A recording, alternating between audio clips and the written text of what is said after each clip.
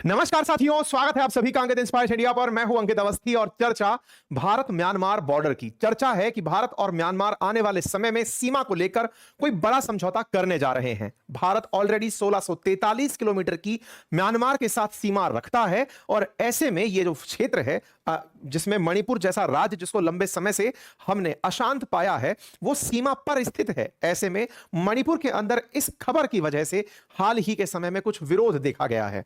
चर्चा है कि कहीं भारत सरकार म्यांमार से हाथ मिलाते हुए मेजर उन विवादित हिस्सों को जिसके बारे में कहा जाता है कि यहां पर वो लोग पहाड़ों पर जाकर बस गए हैं जिन्हें म्यांमार अपने यहां शरण देता है, कहीं उन क्षेत्रों का कुछ एक्सचेंज ना हो जाए। चर्चा बड़ी बनती है प्रपोज्ड स्वैप लैंड की जिसमें म्यांमार के साथ भारत जमीन का आदान प्रदान करने के विचार में है। आज के इस सत्र को हम डिटेल से समझेंगे, लेकर म्यांमार के इतिहास से नेहरू जी के ऊपर आए उस आरोप से उन तमाम बातों से इसे समझने का प्रयास करेंगे कि अल्टीमेटली भारत म्यांमार का जमीन विवाद है क्या, है भी या नहीं है। यह विवाद शब्द ताजा ताजा दिया गया है क्या। हम आज यह जानेंगे कि भारत म्यांमार के बीच में वो कौन सा एग्रीमेंट है जिसके चलते 16 किलोमीटर तक दोनों देशों के लोग आ जा सकते हैं बिना किसी वीजा के। आज हम यह भी जानेंगे कि म्यांमार और भारत के बीच में ब्रिटिश कॉलोनियल टाइम की क्या समानताएं रही हैं, भारत की आजादी और म्यांमार की आजादी में क्या डिफरेंस रहा है, किस तरह से आज भारत अपने संबंधों में म्यांमार को साथ रखते हुए अपनी आंतरिक अशांति और पूर्वोत्तर भारत की शांति को बरकरार रखा हुआ है। आज के इस सत्र में बहुत कुछ जानने का है। संभवतः ये पहली बार होगा कि इस विषय के ऊपर हम इतनी गहराई से अंदर जाएंगे, तो इसलिए इसे थोड़ा पेशेंस के साथ और नया टाइटल है तो इसे थोड़ा सा वेट करते हुए देखिएगा। शुरुआत में हो सकता है कि कुछ इश्यूज आपको विषय के अंदर शुरुआती समझ के अंदर आए। हमारा प्रयास होगा कि आपको इस विषय को पूरा डिटेल से बहुत अच्छे से खोलकर समझाएं। तो चलिए शुरू करते हैं भारत और म्यांमार के बॉर्डर पर बॉर्डर स्वैप को लेकर होने चल रही बातचीत का और मणिपुर में हो रहे विरोध का। क्या है पूरी कहानी जिसके चलते इस समय चर्चाएं आ रही हैं। लेकिन उससे पहले एक रिक्वेस्ट कर लेते हैं चैनल सब्सक्राइब करने की, कि अगर आपने चैनल सब्सक्राइब नहीं किया है तो सब्सक्राइब कर लीजिए। कैसे होता है, तो सब्सक्राइब का एक बटन दिया होता है आपके चैनल पर दिखता हुआ, उसे आप क्लिक करें, जिसके बाद आपको हमारे वीडियोस लगातार दिखते रहेंगे। साथ ही साथ आप जब हमें सब्सक्राइब कर लेते हैं तो ये आपका आशीर्वाद है जो हम तक भेजते हैं। साथ ही साथ हमें इंस्टाग्राम पर भी फॉलो कर सकते हैं। चलिए आगे बढ़े, उससे पहले थोड़ा सा मैप को जान लेते हैं। भारत और म्यांमार के मैप को समझने के लिए मैं आपके सामने कुछ चीजों को यहां पर डिटेल में समझाने का प्रयास करता हूं। सबसे पहली चीज जो आप भारत म्यांमार के केस में देखें वो मैप की सीमा को देखने का प्रयास करें। भारत के पूर्व की तरफ जब आप चलते हैं तो आपको म्यांमार दिखाई पड़ता है। म्यांमार जिसे कभी बर्मा कहा जाता था वो आज भारत के पूर्वोत्तर के 4 राज्य अरुणाचल प्रदेश, नागालैंड, मिजोरम, मणिपुर, ये 4 राज्य म्यांमार के साथ सीमा साझा करते हैं। भारत सरकार इन दिनों इसी जगह, यानी कि ये लगभग 1643 किलोमीटर की लेंथ है भारत म्यांमार की सीमा रेखा में। और इंटरेस्टिंग बात यह है कि हमें जैसा मैप पर देखकर लगता है कि यहां पर सब कुछ सीधा सा होगा, वैसा है नहीं। यहां पर बहुत सारी पहाड़ियां हैं, पटकाई बूम हिल्स हैं। ऐसे में पहाड़ियां हैं तो कहीं नदी नाले हैं। ऐसे में सीमा रेखा सही तरीके से डिमार्केटेड नहीं है, सही तरीके से फेंसिंग नहीं हो रखी है, ना तो पिलर बंदी हो रखी है और ना ही सही तरीके से फेंसिंग हो रखी है। तो ये एरिया थोड़ा सा जिस तरह से आप नेपाल के साथ में पोरस बॉर्डर देखते हैं, कुछ वैसा पोरस बॉर्डर यहां पर दिखाई देता है। हाल ही में एक अखबार के अंदर खबर छपी, अखबार में खबर छपी कि भारत सरकार कुछ टेरिटरी एक्सचेंज करने की बातचीत कर रही है म्यांमार के साथ। टेरिटरी एक्सचेंज का मतलब क्या हुआ? मतलब हुआ कि अपना कुछ हिस्सा म्यांमार को देंगे और म्यांमार अपना कुछ हिस्सा हमें देगा। यह खबर जब खबर आई जुलाई महीने के अंदर एक मैगजीन में छपी तो इस बात को विदेश मंत्रालय के प्रवक्ता से पूछा गया। तब उन्होंने अपने जवाब में यही कहा कि भारत म्यांमार के बीच में कुछ सीमा क्षेत्रों पर स्पष्ट विभाजन नहीं है, उसे लेकर बातचीत चलती रहती है। उन्होंने यह भी इनकार नहीं किया कि क्या भारत अपना कोई क्षेत्र दे रहा है और उन्होंने यह भी नहीं किया कि हम उनसे कोई क्षेत्र ले रहे हैं। जब इनकी बातें इस तरह की हुई, क्योंकि सरकारी तरीके से जवाब कभी खुल के नहीं दिए जाते, तब यहां से यह सेंस निकाला जाना शुरू हुआ कि निश्चित ही अरुणाचल प्रदेश, नागालैंड, मणिपुर, मिजोरम, इन 4 राज्यों की सीमा जो साझा होती है म्यांमार के साथ, यहां पर भारत सरकार कुछ कुछ प्लान कर रही है। इस प्लानिंग में कई पिलर्स की बातें हैं, पिलर नंबर 65, पिलर नंबर 68, इन सब की बातें भी मैं आज आपके साथ करने जा रहा हूं। ठीक है साहब। चर्चा जब निकलती है तो पहुंचती है म्यांमार के साथ भारत के मणिपुर राज्य के चंदेल जिले की। चंदेल जिले में म्यांमार के साथ लगा हुआ एक क्षेत्र है जिसका नाम है कबाब घाटी। भारत और म्यांमार के बीच में चंदेल जिले से लगा हुआ जो कबाब घाटी है, असल में आज वही कबाब बना हुआ है। क्या है, अब ध्यान से समझिएगा। देखिए, जब हम आपके सामने बात करते हैं 4 राज्यों की जो म्यांमार से साझा हैं, तो सबसे ऊपर अरुणाचल प्रदेश, उसके बाद नागालैंड, फिर मणिपुर और फिर मिजोरम आता है। तो मणिपुर और मिजोरम के बॉर्डर पर एक राज्य जिला है जिसका नाम चंदेल है। यह हम भारत वाली साइड की बात कर रहे हैं। चंदेल जिले से लगा हुआ एक क्षेत्र यहां पर है जिसे कबाब घाटी के नाम से जाना जाता है। ये यहां पर आप इसे देख सकते हैं। कबाब घाटी को अगर आप और अच्छे से देखें तो पिलर नंबर 65 से पिलर नंबर 68 के बीच में लगभग 1.4 वर्ग मील का, लगभग 3.6 वर्ग किलोमीटर का क्षेत्र जो है वो कबाब घाटी के साथ जुड़ा हुआ है। एक तो इस क्षेत्र के अंदर डिमार्केशन नहीं है प्रॉपर तरीके से। ये वही वाली बात है जैसे नेपाल के साथ भारत का काला पानी वाला बात है, लिम्पू लेक लिम्पू धारा वाली बात है, कुछ वैसा ही यहां पर भी लोकेशन को लेकर के एक अस्पष्टता है। तो इस अस्पष्टता में भारत और म्यांमार दोनों के डिमार्केशन ना होने के कारण, लैंड फेंसिंग ना होने के कारण, भारत पाकिस्तान के बीच में जैसे लैंड बॉर्डर्स पर तारबंदी हो रखी है वैसी तारबंदी ना होने के कारण यहां पर आए दिन अगर म्यांमार के अंदर कोई अपराध होता है, जैसे यहां पर कोई कू हुआ या फिर यहां पर जो यहां की जो सेना है जिसे जुंता कहा जाता है उसके साथ में अगर कोई भी विद्रोह करता है तो वो यहां से भारत के अंदर प्रवेश कर जाता है। ऐसे ही जब मणिपुर के अंदर कुछ दिनों पूर्व आपने 2023-24-25 के दौरान हिंसा सुनी तो यहां पर जब सरकार कोई एक्शन लेने पहुंचती थी तो वो कबाब घाटी में जाकर के शरण ले लिया करते थे। मतलब ये एक प्रकार से दोनों तरफ बनी हुई कुछ ऐसी जगह हैं जो शरणगाह हैं उन लोगों के लिए भी जो कि ह्यूमन ट्रैफिकिंग में, ड्रग ट्रैफिकिंग के अंदर या नार्कोज के अंदर यहां पर कुछ ना कुछ तरीके से दुरुपयोग इन जगहों का करते रहते हैं। ठीक है साहब। अब चर्चा क्या है? चर्चा यह है कि चूंकि म्यांमार चाइना के साथ भी बॉर्डर साझा करता है तो ऐसे में वाया चाइना होकर भारत में, क्योंकि म्यांमार का भारत के साथ जो सीमा साझा हो रहा है ये म्यांमार है और चाइना म्यांमार के साथ सीमा साझा करता है। चाइना को पता है कि भारत के अंदर इस क्षेत्र में यानी पूर्वोत्तर के अंदर अगर अस्थिरता फैलानी है तो म्यांमार वाला क्षेत्र बहुत आसान है, क्योंकि म्यांमार में कोई स्थिर सरकार नहीं है, जुंता की सत्ता है यानी सेना की सरकार है और सेना के विरोध में जो लोकतांत्रिक लोग हैं वो अब बागी होकर के छुपे घूमते हैं। तो उनको पैसे के लिए किसी भी प्रकार का ऐसा अपराध अगर करने की प्रेरणा चाइना दे दे तो वो भारत के पूर्वोत्तर के अंदर इन्फिल्ट्रेशन करते हैं। इसीलिए आप पूर्वोत्तर की जब बात करते हैं तो यहां पर कई बार जब मणिपुर के अंदर अशांति हुई तो अपराधियों के पास या विरोध करने वालों के पास में AK-47 कारतूस जैसी चीजें यहां पर पाई गई थी। ठीक है साहब। तो ये एक भारत के लिए सिक्योरिटी थ्रेट भी है कि हमारे यहां पर किसी प्रकार की डिमार्केशन नहीं है, हमारे यहां पर फेंसिंग नहीं है। क्या भारत सरकार फेंसिंग के बारे में प्लान कर रही है? आगे चलिए मैं आपको डिटेल दूंगा। तो फिलहाल के लिए आप इसको समझे। लेकिन अब यह मामला फंसा कैसे, हम अपने इस मामले के साल को समझने के लिए क्या समझें, थोड़ा सा इसके अंदर चलते हैं। तो इस बात को मैं समझाऊं तो मैं आपको हल्का सा 200 साल पीछे लेके चलता हूं। वो टाइम जिस समय भारत अंग्रेजों के अधीन था, गुलाम था, उस समय म्यांमार भारत के साथ कैसे था, अब हम वहां पर लैंड करते हैं। ठीक है। तो भारत में ब्रिटिश इंडिया हो चुका था, म्यांमार तब बर्मा हुआ करता था और उस समय पर ये जो पूर्वोत्तर वाला राज्य है ना, ये जो चारों पांचों राज्य आपको दिख रहे हैं, आसाम और ये अरुणाचल प्रदेश, नागालैंड, मणिपुर, मिजोरम, इन पूरे क्षेत्रों में म्यांमार का इंप्रेशन बहुत बड़ा हुआ करता था। म्यांमार के जो राजा हुआ करते थे उनका इन क्षेत्रों में, म्यांमार की तरफ से इन क्षेत्रों में नागा, कुकी, मिजो, चिन, इन जनजातियों में प्रभाव रहा करता था। उस समय बर्मा के अंदर एक एम्पायर हुआ करता था, उसका नाम था कॉनबोंग एम्पायर। उस कॉनबोंग एम्पायर का प्रभाव आसाम, आज का मणिपुर और अराकान वाला क्षेत्र जो कि बांग्लादेश और म्यांमार के बीच का क्षेत्र है, उस क्षेत्र पर इनका प्रभाव बहुत हुआ करता था। लेकिन ब्रिटिशर्स को हमेशा चिंता थी कि मेन लैंड, क्योंकि ये वाला जो बांग्लादेश वाला क्षेत्र आप देख रहे हैं ये भी तब ब्रिटिश इंडिया ही तो था, तब पाकिस्तान जिसको पूर्वी पाकिस्तान कहा गया, बांग्लादेश ये जो था ये पूरा भारत ही था। तो ये पूरा क्षेत्र भारत का था और बांग्लादेश को लेकर के, ये जो आज का बांग्लादेश है उस समय जो पूर्वी बंगाल हुआ करता था, अंग्रेज उसको लेकर बड़ा चिंतित रहते थे, क्योंकि सबसे पहले अंग्रेजों ने अपनी राजधानी कोलकाता को ही बनाया था, उनके लिए सबसे प्राइम जगह थी ये। तो इसकी सुरक्षा के लिए वो ये नहीं चाहते थे कि म्यांमार का कोई एम्पायर इतना प्रभावी हो कि वो घुसते घुसते उनके क्षेत्र में आ जाए जहां पर अंग्रेजों का क्षेत्राधिकार है। इसकी सुरक्षा के लिए उन्होंने बर्मा के साथ, जो आज का म्यांमार है, उसके साथ युद्ध करना प्रेफर किया। यह होता है पहला युद्ध, भारत बांग्लादेश की जगह बर्मा भूल जा रहा हूं, भारत और बर्मा के बीच का युद्ध। तो भारत उस समय अंग्रेजों के पास था, इसलिए इसको एंग्लो बर्मा वॉर कहा जाता है। यह 1824 से 26 के बीच में चला। ताकत के ऊपर था कि जिसको सुरक्षा करनी है अपने क्षेत्र की, वो ताकत लगा करके अपनी सीमा को सुरक्षित करे। तो अंग्रेजों ने बर्मा के साथ युद्ध जब किया तो उस युद्ध के बाद संधि हुई, जिसे यांडबू की संधि कहा जाता है, ट्रीटी ऑफ यांडबू। और उस ट्रीटी में बर्मा वालों ने भारत को, यानी उस समय के अंग्रेजों वाले भारत को, आसाम, मणिपुर, अराकान और तेनसेरिम जो क्षेत्र है ये देने का फैसला किया कि साहब ये पकड़ो, आप इन क्षेत्रों पे आपका अधिकार रखो, अब हम दूसरी तरफ रहेंगे। मतलब आज का जो आप भारत देखते हैं वो असल में 1826 के अंदर ही ऑलमोस्ट अंग्रेजों ने अपने कब्जे में कर लिया था। क्या ये आज की स्थिति जो बनी हुई है ये वैसी ही है? तो देखिए, जब युद्ध शुरू नहीं हुआ था तब बर्मा आसाम तक घुस रहा था। युद्ध जब हुआ तो इस आसाम के साथ साथ अरुणाचल, म्यांमार, मिजोरम, इसको सब छोड़ करके वो वापस म्यांमार चला गया।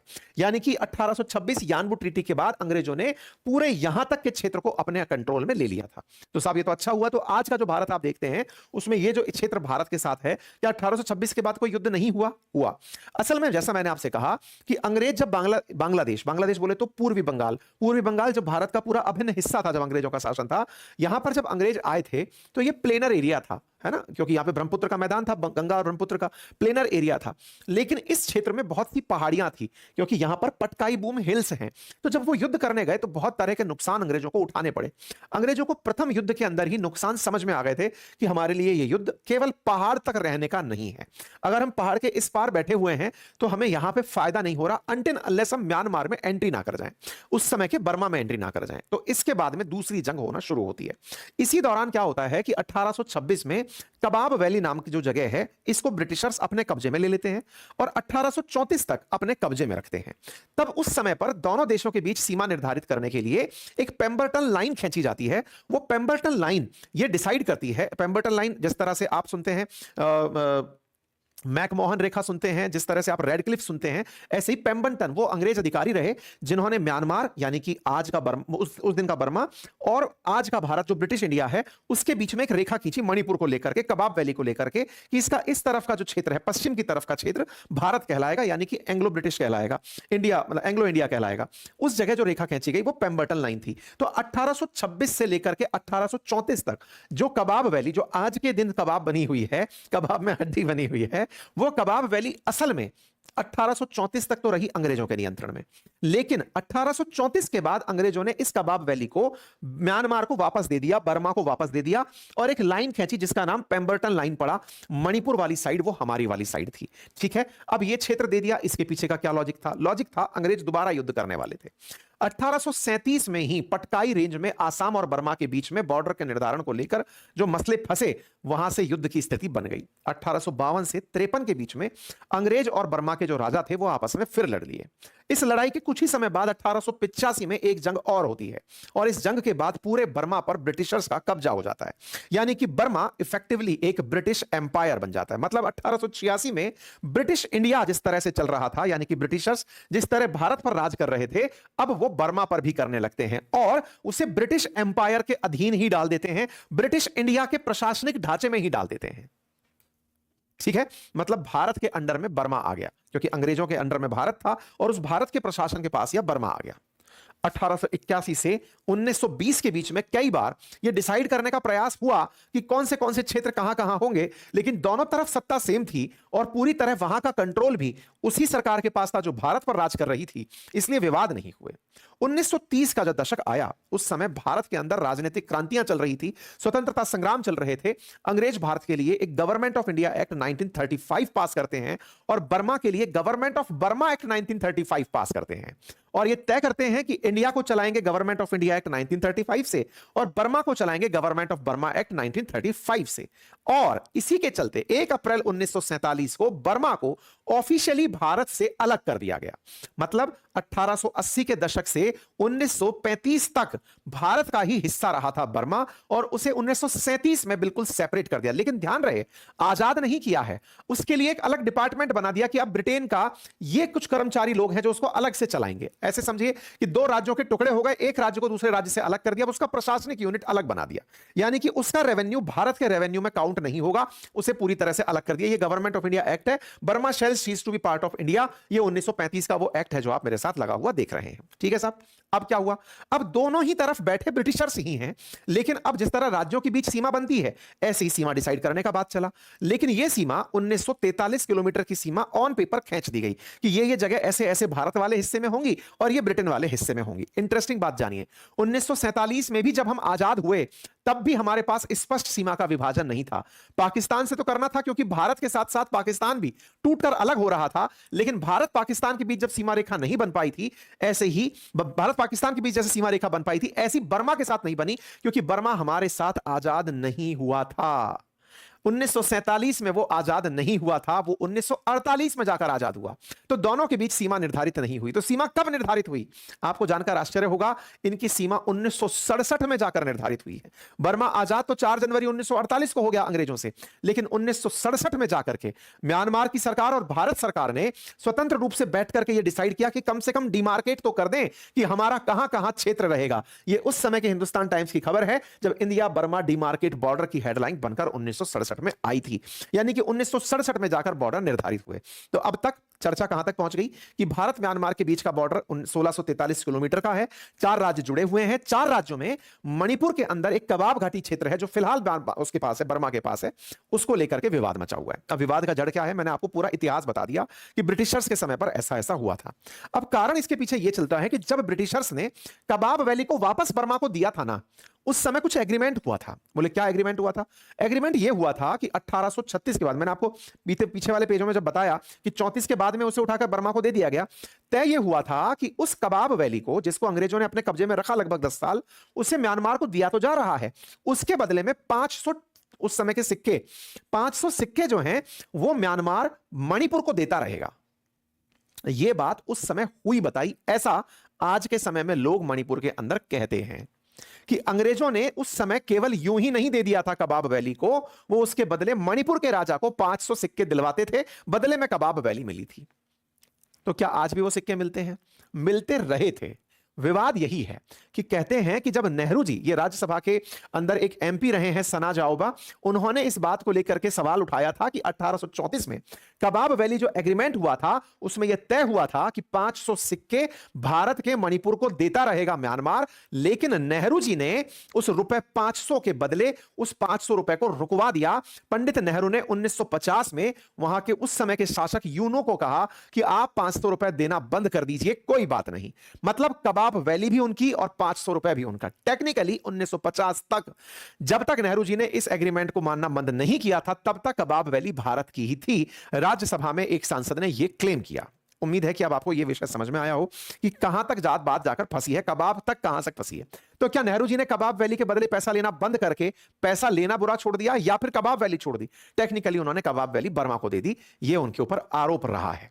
और इसी के चलते मणिपुर की जनता कबाब वैली को वापस चाहती है कि यह तो हमारा था। पैसा इस बात का गवाह है कि वो पैसा जब हमारे पास मिला करता था, पैसा बंद करने से, तो वो जमीन हमारे पास वापस आनी चाहिए थी। ठीक है। दूसरा विवाद जुड़ा है अरुणाचल प्रदेश के लोहित से। मैंने आपसे कहा ना कि सीमा ऊपर लेकर के अरुणाचल प्रदेश, फिर नागालैंड, फिर मणिपुर, फिर मिजोरम तक जाती है। तो अरुणाचल प्रदेश का जो लोहित वाला क्षेत्र है, उस क्षेत्र के साथ भी बॉर्डर एग्रीमेंट लेकर के विवाद जुड़ा हुआ है। कुछ इस तरह के सेटलमेंट्स आज भी हैं। इंटरेस्टिंग बात बताता हूं, नागालैंड के अंदर एक लोंगवा विलेज है। लोंगवा विलेज ऐसा विलेज है जिसके आधे लोग मणिपुर में, आधे लोग नागालैंड में और आधे लोग म्यांमार में रहते हैं। और उनके बीच में हिस्टोरिकल रिलेशन इस प्रकार के हैं कि इंटरनेशनल बॉर्डर बीच गांव से निकलता है, लेकिन सोशल बाउंड्री वो नहीं बनाता। लोग दोनों तरफ से अपने राजकाज चलाते रहते हैं, व्यवहार रिश्ते चलाते रहते हैं। इस बॉर्डर एरिया की स्थिति को देखते हुए वर्ष 2018 में पीएम नरेंद्र मोदी ने एक्ट ईस्ट पॉलिसी के तहत यह डिसाइड किया कि हम फ्री बॉर्डर रेजीम लेकर आएंगे। मतलब इस नॉर्थ ईस्टर्न बॉर्डर से जो म्यांमार के लोग कनेक्टेड हैं, यहां की कई जनजातियां म्यांमार में भी जाकर रहती हैं, तो ऐसा क्यों ना किया जाए कि ये लोग 16 किलोमीटर तक के दायरे में बिना वीजा के आ जा सकें। ये उनकी भलाई के लिए था, क्योंकि ऐसे कई उदाहरण थे जहां बॉर्डर डिसाइड ना होने के कारण लोग, दोनों तरफ की जनजातियां एक दूसरे के साथ आया जाया करती थी। भारत सरकार ने 2018 में जब यह फैसला लिया तो पूर्वोत्तर के राज्यों ने इसका बहुत वेलकम किया। म्यांमार भी एग्री था और भारत भी एग्री था। लेकिन दिक्कत भारत में होना शुरू हुई जब म्यांमार के अंदर परेशानी होने से बड़ी मात्रा में शरणार्थी इस 16 किलोमीटर का लाभ लेकर भारत की सीमा में घुसना शुरू हुए। बड़ी मात्रा में जब रिफ्यूजी घुसना शुरू हुए तो भारत के अंदर यह मांग उठना शुरू हुई कि हमें यह नियम बंद करना पड़ेगा, हमें बॉर्डर पर चल रहा यह फ्री मूवमेंट रेजीम बंद करना पड़ेगा। भारत सरकार ने 6 साल बाद 2024 में यह फैसला लिया कि हम उस फ्री बॉर्डर रेजीम को बंद करेंगे, यानी कि 16 किलोमीटर के दायरे में आने जाने वाली की जो कहानी है उसे रोकेंगे। 2025 में इस प्रक्रिया को लागू किया गया, लेकिन तब तक मणिपुर के हालात बिगड़ चुके थे। मणिपुर में बड़ी संख्या में वो लोग रिफ्यूजी आ चुके थे, या मणिपुर से बड़ी संख्या में लोग म्यांमार के साथ में नारकोटिक्स का व्यापार कर रहे थे। स्थितियां विकट होने लगी थी। तब भारत सरकार ने फैसला किया, निर्धारित हुआ, अमित शाह जी का यह स्टेटमेंट है कि हम इस पूरे क्षेत्र की अब फेंसिंग करेंगे और स्मार्ट फेंसिंग करेंगे ताकि इस क्षेत्र से उस क्षेत्र तक कोई आ जा ना पाए। फेंसिंग का बजट 31,000 करोड़ रखा गया। जुलाई 2026 की ही कटिंग आप देख रहे हैं। अरुणाचल प्रदेश से लेकर के मिजोरम तक इस पूरे 1643 किलोमीटर बॉर्डर पर 31,000 करोड़ की कीमत से अब बॉर्डर फेंसिंग होने का फैसला किया गया। लेकिन जब फैसला हो गया तो मुसीबत यह है कि फेंस के लिए जगह तो बताओ कि तार कहां से खींचें। इसके लिए म्यांमार के साथ बातचीत की बातें हैं। कैसी? कि साहब एक बार डिसाइड कर लो कौन सा क्षेत्र आपका है और कौन सा हमारा है। इसके लिए बातचीत चल रही है। इसी बातचीत को जब जब करने की बात आती है, मणिपुर में अनरेस्ट होना शुरू होता है कि साहब म्यांमार वालों ने हमारे कई हिस्से कब्जे किए हुए हैं। वो पिलर्स को जबरदस्ती इंडियन टेरिटरी में लगाकर चले जाते हैं। आप अगर उन्हें वो क्षेत्र दे देंगे, बॉर्डर सीडिंग करते समय उन्हें अगर आपने ये दे दिया तो हमारा बहुत सा क्षेत्र म्यांमार में चला जाएगा। इसे लेकर मणिपुर में विरोध होता है और ये विरोध आज का नहीं है, लंबे समय से चला आ रहा है। तो भारत सरकार अब म्यांमार के साथ बातचीत में, और ये म्यांमार के साथ बातचीत की तस्वीरें आप 2017 की उठाकर देखें, 2017 का बॉर्डर इश्यू उठाकर देखें। ऐसे ही जब जब भारत में उनकी 2026 की भी यात्रा जब होती है तब आप देखते हैं तो उस समय मई 2030 के अंदर भी यहाँ के प्रेसिडेंट जब म्यांमार के भारत आए उस समय पर भी आप देख सकते हैं कि बातचीत जब होती है तो बॉर्डर को लेकर जरूर होती है। और बॉर्डर की बातचीत में जब भी कोई सवाल निकल कर आता है तो यही कि साहब बॉर्डर को फेंस करना है तो डिसाइड कर लें कौन सा किसके पास है। तो सवाल यह बनता है कि क्या भारत अपना कुछ हिस्सा निकालकर म्यांमार को दे देगा या म्यांमार अपना कुछ हिस्सा भारत को दे देगा? दे सकता है। ऐसा मैं इसलिए कह रहा हूं क्योंकि हमने बांग्लादेश के साथ भी वर्ष 2015 में इसी एनडीए सरकार ने सेम इसी प्रकार से बॉर्डर एक्सचेंज किया था। कुछ हिस्सा बांग्लादेश को दिया और कुछ बांग्लादेश से हिस्सा अपने पास लेकर बॉर्डर फेंस करने के लिए काम को तेजी दिलाई थी।